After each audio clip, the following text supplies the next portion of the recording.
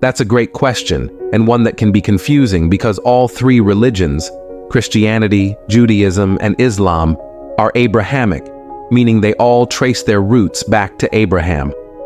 Each of these religions also speaks of one true God. So, the issue isn't how many gods there are, as they all agree that there is only one God. The real question is how they describe that God. God isn't like a piece of clay that we can shape however we want. Just as you are a specific person, if I describe you accurately, I've got the right person. But if I describe you in ways that don't match, I'm describing someone else.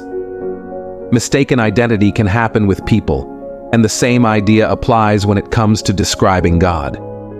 Christians, Jews, and Muslims might all say there is one God, but they describe him differently, and the differences matter.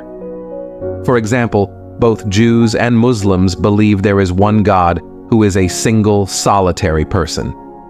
This means that before creation, God was alone. To express certain attributes like love, it seems that he would need to create in order to have someone to love.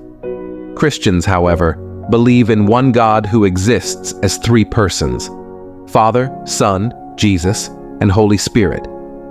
According to Christian belief, God didn't need to create in order to express love because, within the Trinity, there has always been an eternal relationship of love between the Father, Son, and Holy Spirit.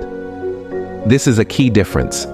Either God is a Trinity, as Christians believe, or he is not, as Jews and Muslims believe. We might all be wrong about God, but we cannot all be right because our views contradict each other on essential points. So, do Christians, Jews, and Muslims worship the same God?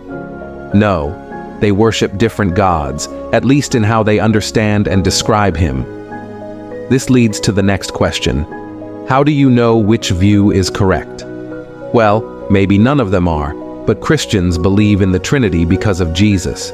Jesus taught the Trinity. In Matthew 28:19, for example, he says, "Go and make disciples of all nations, baptizing them in the name, singular, of the Father, Son, and Holy Spirit." He speaks of three distinct persons but uses one name, indicating one God. These aren't three different gods or one person with three masks. It's one God in three persons, Father, Son, and Holy Spirit, each fully God, yet distinct from one another. Christians believe this because Jesus taught it, and Christians believe in Jesus' authority. The ultimate reason for trusting him is that he rose from the dead. His resurrection gives him a unique authority in spiritual matters, including theological truths like the nature of God. Most things we believe in life are based on authority.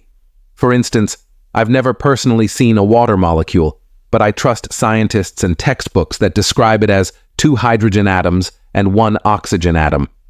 In a similar way, Christians trust Jesus as the authority on spiritual truths. His resurrection from the dead is the foundation of that trust. So, why do Christians believe in the Trinity and not another view, whether it's Islamic, Jewish, Hindu, or Mormon? Ultimately, it's because of Jesus. As Christians wrestle with these questions, they ultimately wrestle with Jesus' authority. For Christians, Jesus is the authority, and that's why they follow his view of God and everything else as revealed in the Bible.